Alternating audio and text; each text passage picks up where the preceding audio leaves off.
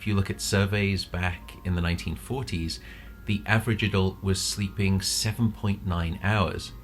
Now that number is closer to 6.75 hours.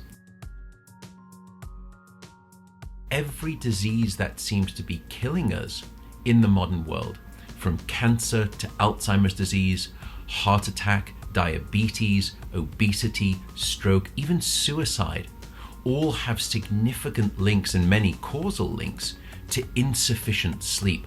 Short sleep predicts all-cause mortality, predicts a sooner death.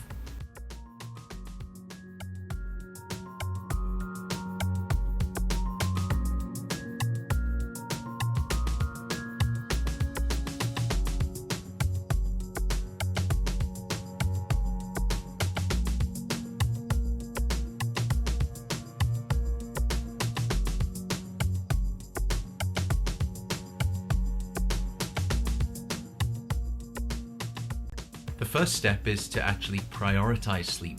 Beyond that, there's probably 5 key things that you can do. Go to bed at the same time, wake up at the same time, no matter whether it's during the week or the weekend. We are a dark, deprived society in modernity.